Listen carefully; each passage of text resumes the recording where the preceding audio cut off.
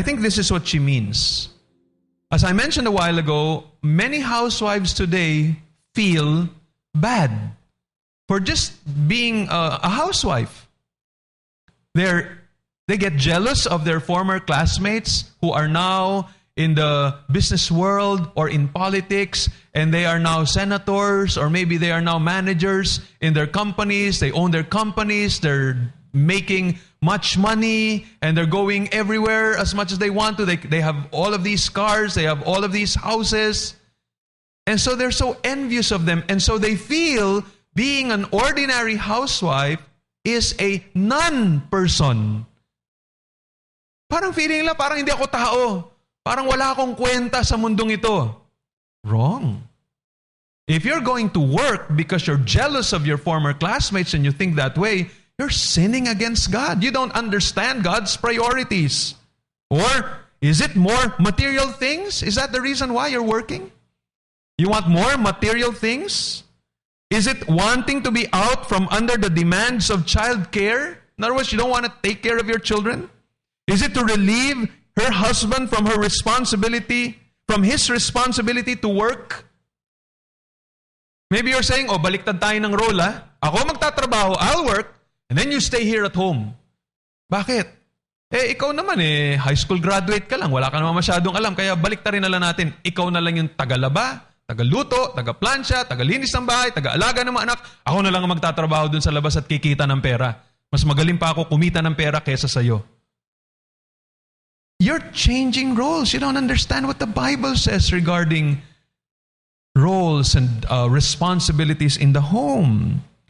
None of these motives are for the glory of God. They are self-serving and sinful.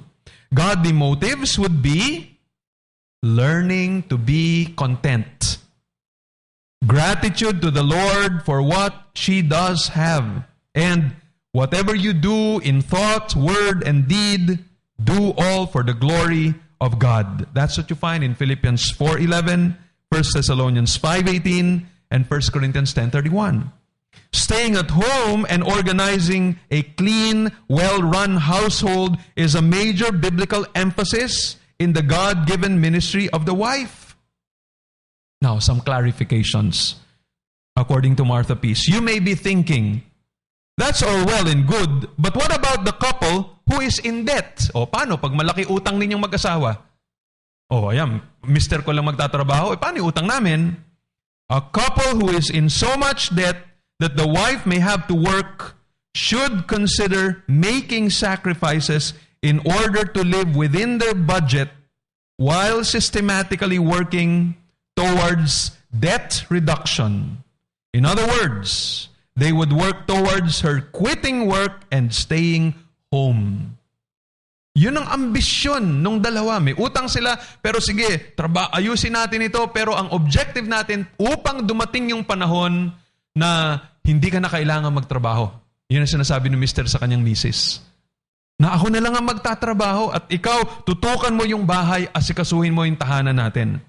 Many times, if a couple did an honest appraisal of the wife's income and looked at how much they spent on transportation, child care, taxes, clothing, lunches out, dinners out, and increased grocery bills due to buying prepared foods, the couple would likely see that they are actually losing money.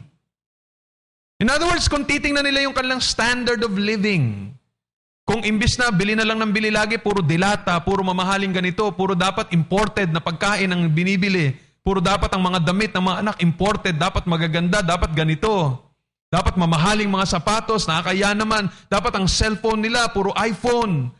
Yun ang dahilan. Sabi, kung iisipin lang nila ng mabuti, kung magiging contented lang sila, kung aayusin nila yung kanilang budget, live within the budget, magiging maayos. How much wiser might it be for her to stay home and care for her family, even if it means her husband getting an additional temporary part-time job for paying off the debts. He still is likely to have more leftover energy than he currently does because his wife would be home helping him by organizing the family's life, clothes, food, etc. What if the husband instructs a wife to work? Yun namang mister nagsabi, magtrabaho ka. Pakinggan niyo naman to. Is she to be submissive? Yes. Now, clarification. Unless the wife can show him that she would be sinning by working. It would be sinful for her to financially support her husband so that he could be irresponsible or lazy. Yung pala, tamad yung mister. Sabi niya, sige, magtrabaho ka, kunin mo tong trabahong ito. Bakit? Anong gagawin ng mister? Yung pala, yung mister, nandun lang sa bahay, nakahiga sa sopa, araw-araw, nanonood ng telebisyon, araw-araw, nag-i-internet. Yun lang ang kanyang ginawa. So yung misis ngayon ng kayod, trabaho. Again, mali na naman yun. Instead, what should the wife do? She should take advantage of the biblical resources God has given to protect her. Remember, that's the reason why some time ago I shared with you that if the husband is violent, is abusive, is doing things that are unbiblical, and he claims to be a Christian, that the wife can confront her lovingly, that the wife could ask for the help of the leaders of the church, or at some instance, they can even ask for help from civil authorities. Eto kasi gusto mong matulungan, gusto mong maayos sa bahay. Although not a sin, it may be wise not to work and place children in child care if the children are susceptible to repeated illnesses from exposure to the other children in the daycare center. Certainly, it is a sin if through surrogate child care, the children are not being brought up in the discipline and instruction of the Lord. That's a very important principle. If your husband will require you to work, the question is, are you still will you still be able to continue in what the Apostle Paul says in Ephesians 6:4?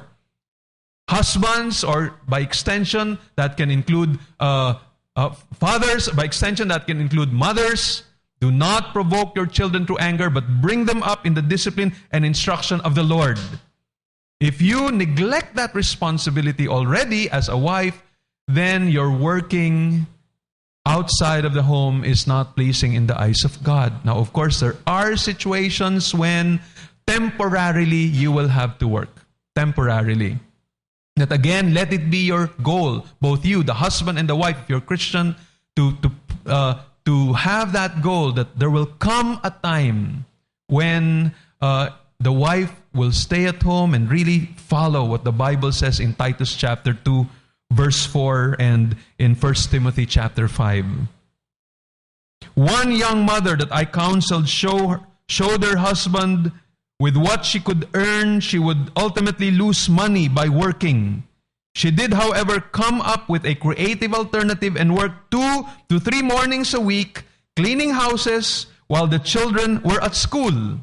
Later, she worked part-time for her husband and out of their home as he started a new business. This option worked better because she could still run her home and take care of her children. What if the husband becomes ill or dies? Nagkasakit o namatay yung mister? In some cases, I believe, listen very carefully, her church has a responsibility to help her be able to stay home with her children. If the church will not, she may have to seek employment either from her home or outside of her home. But you see, this is one of the things we need to consider. As we look closely into the responsibilities of motherhood, responsibilities of wives, as we learn these teachings, we need to realize that this is not just families coming to SDG and us, the rest of the church, not caring for others. No, we must remember we are a big family. And if there comes a point wherein we need to really help one another so that our women can continue to do what the Bible says, we need to do it. That's the reason why we want deacons to be raised in our church. Deacons who are able to see these things, bring this to the attention of the leadership, and then do something about it. And we need to realize this is a family. We are to show love for one another. We're not just to care for our own families and for ourselves. We need to care for one another in this big household of God. Unless providentially hindered by God, it is the wife's responsibility to be a worker at home and maintain an orderly and organized home.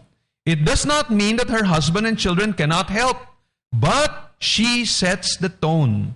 Chaos and disorder create tension and contention. It drains her of the needed energy to work on her relationship with her husband and children. A wife should make it her business to find out how to keep an orderly and clean home and stay organized with her grocery shopping and meals. There are many good books on the market or in the library that are very helpful, and if this area in her life is out of control, she should seek the resources to change. There are materials available. There are books. There are books like these, like this. There are godly women in our church that can give counsel. We have collective wisdom of the church to guide you. And so avail of these resources. Women, if you feel that you're in a situation in life where you may find it difficult to submit to what the Apostle Paul says here. Okay, now let's turn to duty number 7. Duty number 7, submissive to their own husbands. Submissive to their own husbands. I'd like to share with you a material that honestly I don't know where it came from. Another pastor shared it with me, and he said that this came from a Reformed church in Singapore, and I don't know exactly what that Reformed church is, and I don't know who was the pastor who preached this, but when I was looking at the notes, I said, this is very good teaching. Actually, this is what he intended to give to Maribel and Richard as his wedding gift for them. It's a teaching regarding the responsibility of the wife and the responsibility of the husband in a Christian home. And there are several principles that we find here that come from the acronym SUBMIT. And I'll be sharing these principles to help us better understand what submission to their own husbands mean. So it comes from the acronym SUBMIT, and here is how he defines, the teacher of this material defines SUBMIT. S stands for seek your husband's leadership. Seek your husband's leadership. Now, don't worry if you're not able to catch them all right now as I state them, because I'll anyway be going over these things in detail in a little while, and next week, the Lord willing. So that's the first, seek your husband's leadership. Next, you. Understand to maintain your undertake to maintain your husband's honor.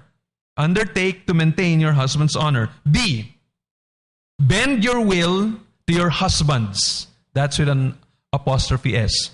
Bend your will to your husbands. Next, make a home in support of your husband. Make a home in support of your husband. Next, I, inculcate respect for your husband. Inculcate respect for your husband. And finally, letter T, take care to do all as unto the Lord. Take care to do all as unto the Lord. Okay, let's quickly go to the first. Seek your husband's leadership. Submission of the wife to her husband is not natural to woman since the fall. Nung nagkasala ang ating unang mga magulang, si Adan at saka si Eva, nawala na itong attitude na to na yung wife submissive sa kanyang husband. Cheerfully submissive to her husband. That was lost. Before they ate of the forbidden fruit, that was normal. Adam loved his wife, and the wife submitted, and Eve submitted to her husband. That was normal. But when they ate of the forbidden fruit, a curse came upon them. Let's read Genesis chapter 3, verse 16 and see what happened. Genesis 3, verse 16. To the woman, he said, that's God, I will surely multiply your pain in childbearing. That's part of the curse. labor pains. That's part of the curse. Pag kayo'y manganganak, mga babae, at hirap na hirap kayo, kasama yan sa sumpa ng Panginoon. In pain, you shall bring forth children. That's what God says. Now look at the next sentence. Your desire shall be for your husband, and he shall rule over you. Now question, what does that mean? You see, remember, this is part of the curse.